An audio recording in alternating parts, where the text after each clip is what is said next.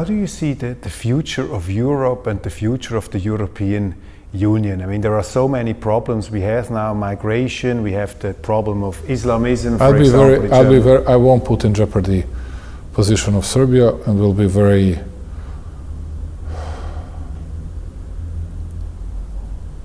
We're going to get a very short answer. I'm very hopeful, but at the same time, very much afraid of European future. There is a huge thing now in Germany with attacks by Islamist terrorists. Serbia has been for centuries, you can say, on the front line of the defense as a Christian country against the Muslim aggressors. You know, you have fought here since many centuries. What's your suggestion to leaders in Germany, in other countries, in France, how to deal with this phenomenon of radical Islam? It is not going to be much better, it's going to be worse. We should all cooperate on all these issues, from migration issue to all security issues. And I was always advocating European security to be defined in a different way, not only through NATO, but nobody wanted to listen, small guys from the small countries. Now I don't know, because those video snippets were so terrible, so frightening. I hope that this will never happen in my country, and I wish Germans not to see it again. And how do you cope with this problem in Serbia? What do you do with your migration laws? We use all our agencies in order to secure peace, which is not always easy. Another very hot topic and complicated for people who are not so familiar with the Serbian history, the history of the Yugoslavian war, is the Kosovo question. What's the importance of the Kosovo question for you and for your country? There are thousands of important issues. And if I start speaking about the past and about the Serbian people's soul, everybody in the West would say, okay, this guy is past-oriented, backwards-oriented, and blah, blah, blah. I'm going to skip it. The real issue is today that people hated the most this kind of double-standard approach made by West regarding Kosovo and Ukraine.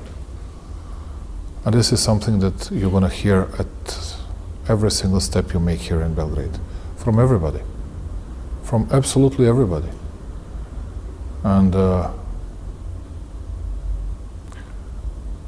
we needed compromising solution. We were close to that compromising solution. Then they didn't want to reach it. Now we are far away from any kind of compromising solutions. We don't even speak to each other, although we were always ready to discuss every single issue with them. But they don't want to found, which is their obligation from the first agreement 11 years ago, Association of Serb Municipalities. It's a difficult situation, but we'll do our utmost to keep the peace and calm. That's it.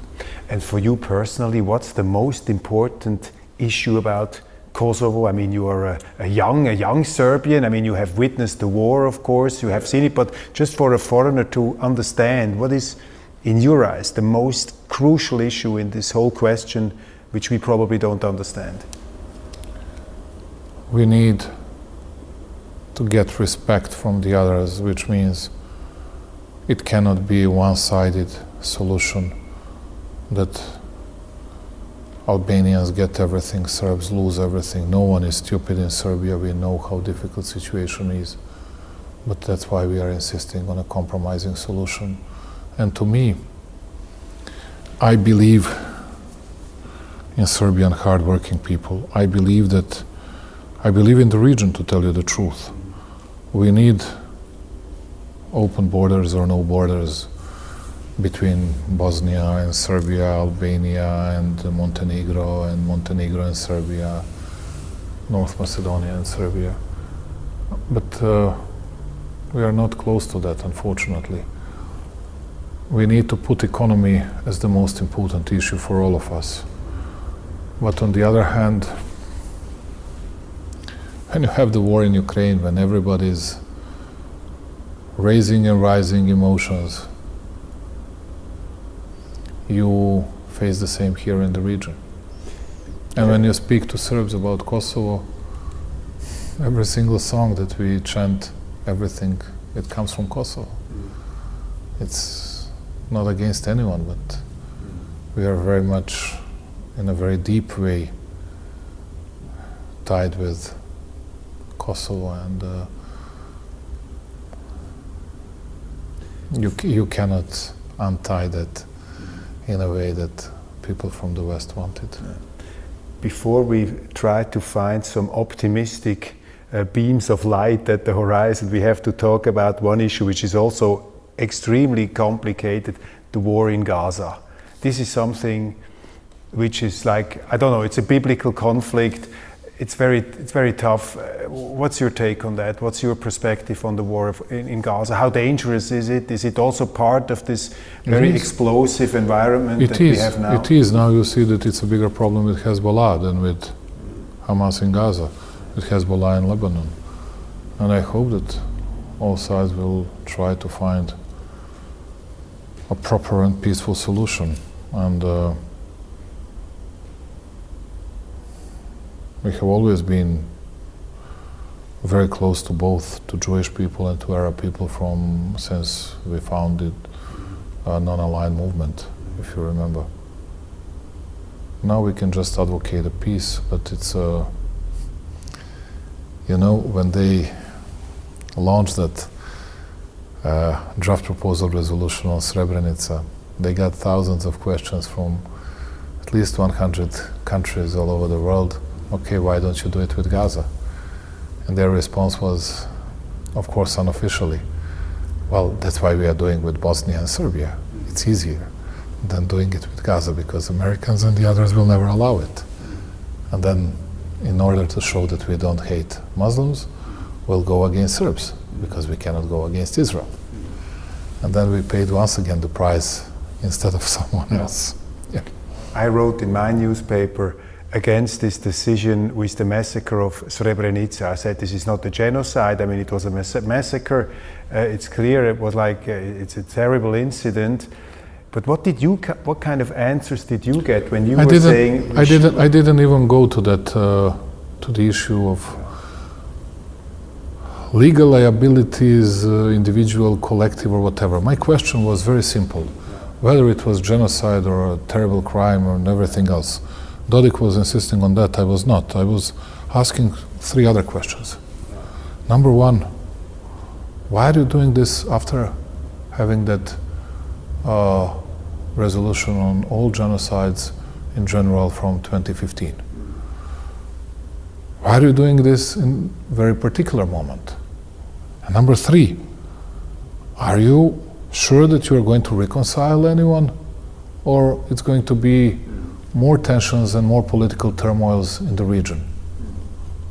And number four, you didn't get even a consent within Bosnia. Is it going to get people closer to each other or much away from each other? And I didn't get any response on all these questions. Nothing at all. Nothing at all. Why did you need this? So why did they do it? I believe that Gaza is a part of an answer. And the other answer is, yeah, we should do something against those Serbs because Dodik is creating problems to us from their point of view, and that's it. They don't analyze the fact that they, as a matter of fact, violate Dayton Peace Accord, not Dodik, but anyway. So they use the UN structures to punish countries who don't go along with certain geopolitical interests. Of course, it doesn't happen for the first time. It doesn't happen for the first time. But they found they were almost repulsed, and they found a country that resisted in a very, very strong way. As a matter of fact, we won the majority of the countries. Not because people were not aware of what happened in Srebrenica, but people did not like the momentum, people did not like the lack of inclusiveness, people did not see what was that all about and what this will bring to the region and to the country as well. Where is the center of hope today in the world? I mean, which politicians create to you personally some hope? Let's talk about people like President Erdogan, probably in the United States. Is it Donald Trump? Is it going to be better with Donald Trump? What's your outlook? I cannot speak about it publicly from very obvious reasons. But yes, we need a lot of changes in the world in order to calm down the situation between the nations and between different countries, and it's of an utmost importance and it's high time. What is the importance of religion in these days? In Europe, religion is dying in Western Europe, and you have all these new religions, you know, climate religion, woke religion, all this stuff. What is the importance of religion, and how dangerous are these new religions that are popping up? People were modern, urban, fashionable if they were becoming agnostics and atheists, but now I can say that I'm becoming at least a bit more religious, although I'm not an example of a very religious man, but I'm totally anti-woke oriented, and I cannot believe that these values are going to be the values of contemporary world. And I believe in tradition, I believe in rational conservatism and economic liberalism and modernism. And where does Switzerland stand in your view of the world? Serbia and Switzerland have long-standing relationships. What's your take on Switzerland? It's an important country, and we would like to see bigger role of Switzerland, but also more objective approach to the situation, at least here in the Balkans. Not going to teach anyone anything about anything else because they are much smarter than I am. But on the Balkans we saw a bit one-sided approach. Anyway, we have developed a very good relationship and we'll do our best to make it even better. And my final question is a personal question to you, Mr. President. Thanks for your time again. What's the most important thing in the life of a man? His legacy, what will happen after his life. Thank you very much. Thank you very much.